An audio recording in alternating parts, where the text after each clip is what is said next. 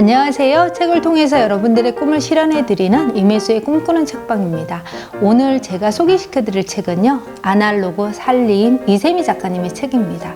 네, 우리 살림하면 어떤 생각 떠오르세요? 네, 정말 해도 끝이 안 나고 매일 해야 되고, 그리고 돈도 주지 않는 살림 우리 매일 하고 있잖아요. 그리고는 잘하다가 어떤 날은 정말 힘들어지기도 하고, 또 내가 이게 잘하고 있나 하는 생각이 들기도 하는데요. 살림이 그냥 하는 살림이 아니라요, 살림의 뜻은 사람을 살리다는 뜻입니다. 그래서 나와 가족을 살리는 일, 바로 그런 의미의 살림을 내가 지금 하고 있다며 돈을 주지 않아도 매일매일 반복적으로 해도 굉장히 거대한 일이라고 생각을 하는데요. 바로 이 책이 편리함을 거절하는 아날로그 살림에 관련된 이야기가 들어 있습니다. 네, 이세미 작가님은요, 네. 처음 강연을 제의를 받았을 때 굉장히 의아했다고 합니다. 왜냐면요, 자기는 살림하면서 틈틈이 SNS 하는 그냥 평범한 주부였다고 해요. 그래서 과연 내가 강연을 할 수 있을까? 이렇게 의문을 가졌었는데요. 강연을 제의하신 분이 이런 얘기를 했다고 합니다.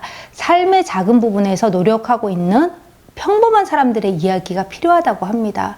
왜 그러냐면 거창한 사람들의 이야기보다는요, 우리가 작은 부분을 매일매일 꾸준히 노력하고 있는 평범한 사람들의 이야기가 우리에게 가장 크게 공감이 가잖아요.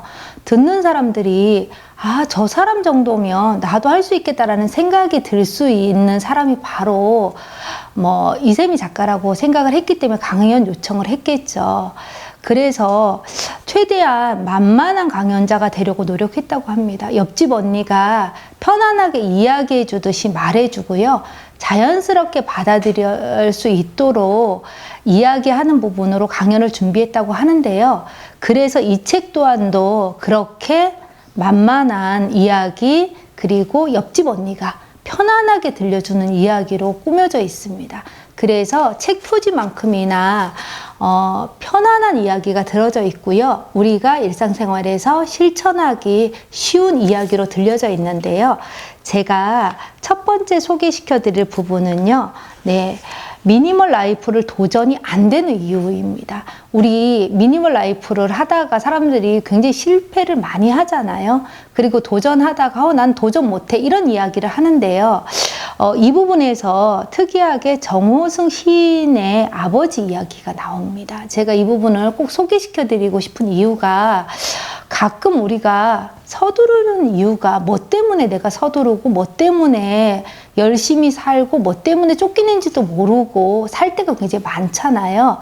근데 정호승님의 그 아버지 이야기가 여기에 있는데, 아버지가요, 정호승님이 어렸을 때 신발을 사주셨는데 항상 한 치수 큰 신발을 사줬다고 합니다. 큰 신발을 사줘서 걷기도 뛰기도 불편하고요, 그게 항상 불만이었다고 해요. 그래서 나중에 컸을 때는요, 아버지에게 이제 신발을 사드리러 백화점을 같이 갔을 때 아버지도 신발 큰 거 제가 사드려야 되겠어요 라고 얘기를 했다고 합니다. 그랬더니 아버지가 웃으시면서 너가 어렸을 때 신발 치수를 하나 더 큰 거를 사준 이유가 있다. 그거는 항상 여유를 가지고 살라는 뜻이다. 자기 발에 꼭 맞는 신발을 신고 정신없이 사는 것보다 조금 헐거운 신발을 신고 좀 여유 있게 걸어 다니며 세상을 사는 게 더 낫지 않겠느냐. 정호승 시인의 아버지가요, 아들이 서두르면서 사는 것을 방지하기 위해서 큰 신발을 사줬다는 이런 의미가 있는데요. 저는 이 부분에서 어쩌면 우리가 미니멀 라이프를 하는 이유가 이런 여유가 아닐까 하는 생각이 듭니다. 모든 것들이 다 바쁘게 돌아가고 바쁘게 쫓기는 것보다 내 마음속에, 내 행동에 여유를 가지고 살라는 깊은 뜻이 있는데요. 이런 마음이라면 어쩌면 미니멀 라이프를 도전하는데 조금 더 쉽지 않을까 하는 생각에 제가 이 부분을 소개를 해드렸습니다. 또 다음은요, 주부의 살림 주도권을 만드는 어떤 위클리 미션이라는 부분이 들어 있습니다. 왜 그러냐면요. 우리가 숙제처럼 어떤 미션을 수행을 했을 때 뭔가를 내가 잘하고 있다는 생각이 들잖아요. 그리고 새로운 습관을 만들기 위해서는요, 보통 100일간이 필요하다고 합니다. 그래서 15주간의 이 기간을 통해서 이 미션을 수행하는 겁니다. 근데 미션이요, 상중하로 있습니다. 그래서 하는 굉장히 쉬운 부분인데요.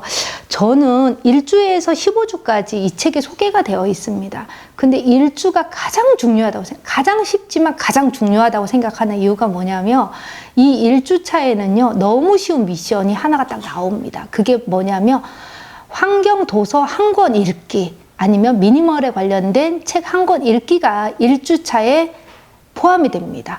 근데요, 저 역시도요, 미니멀 라이프 단순 생활을 시작하게 된 이유가요, 나는 단순하게 살기로 했다라는 그 책을 보고 그 책의 어떤 생각이나 철학이 너무 마음에 드는 거예요.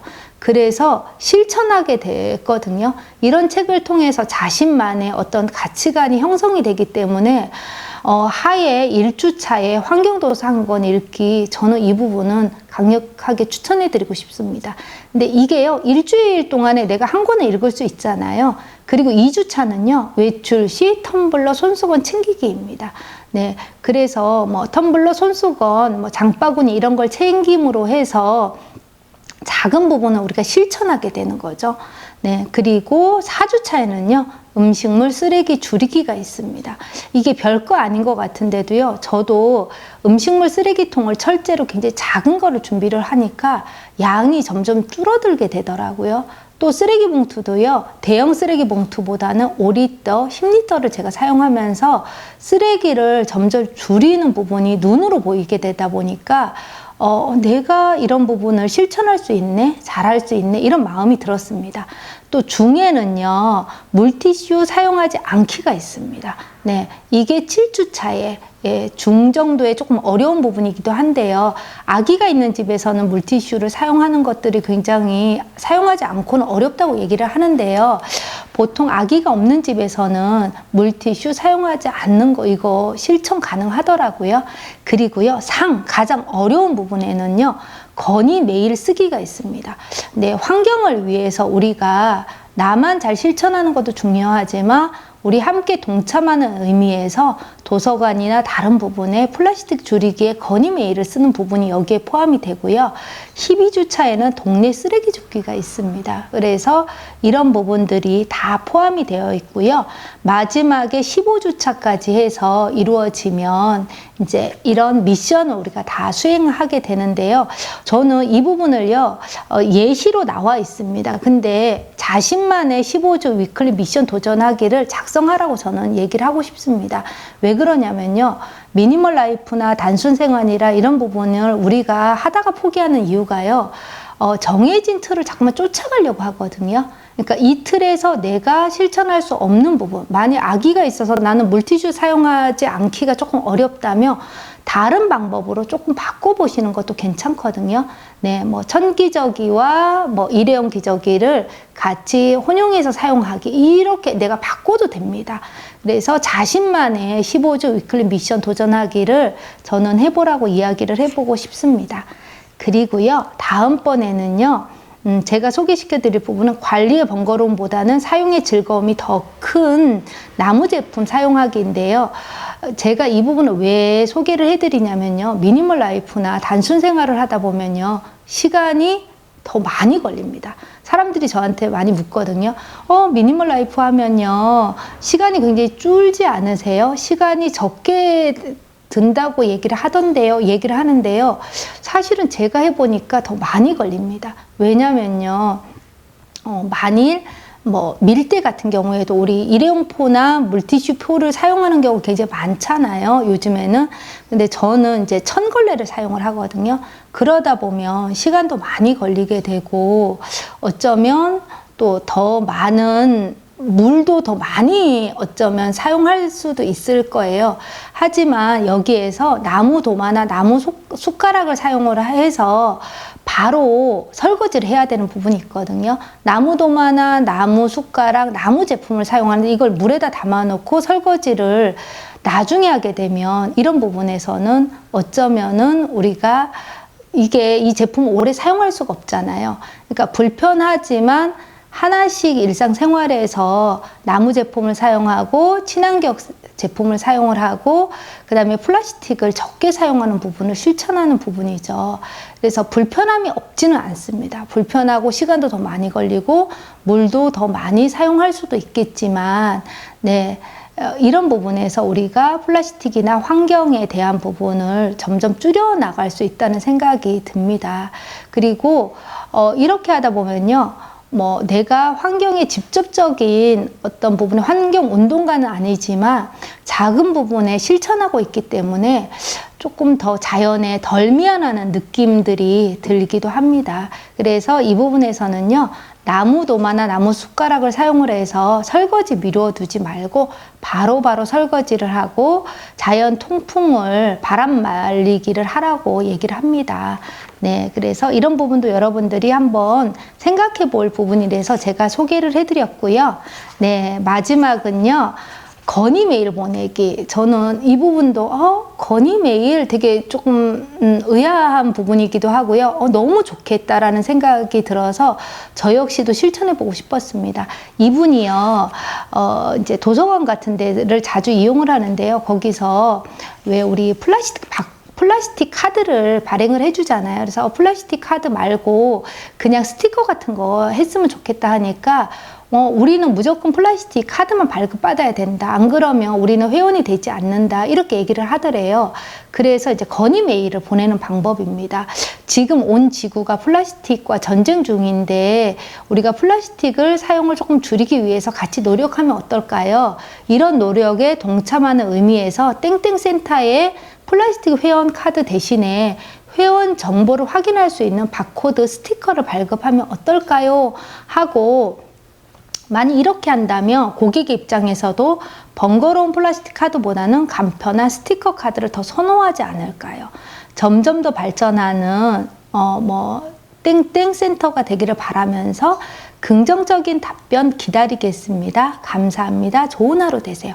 이렇게 메시지를 담았는데요. 네, 저는 이런 부분에서도 우리가 적극적으로 동참하는 부분이고 기분 나쁘지 않게 건의 메일을 보내는 방법에서 저 또한 실천해보고 싶은 부분입니다. 네, 세상을 바꾸는 가장 쉬운 방법이라는 아날로그 살림에 관한 부분 제가 오늘 소개시켜 드렸는데요.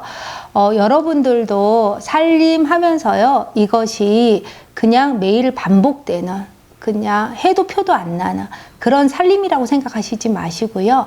나로 시작해서 나를 살리고 가족을 살리고 더 크게는 지구를 살리는 부분에 내가 동참한다고 생각하시면 좋을 것 같습니다. 네, 감사합니다.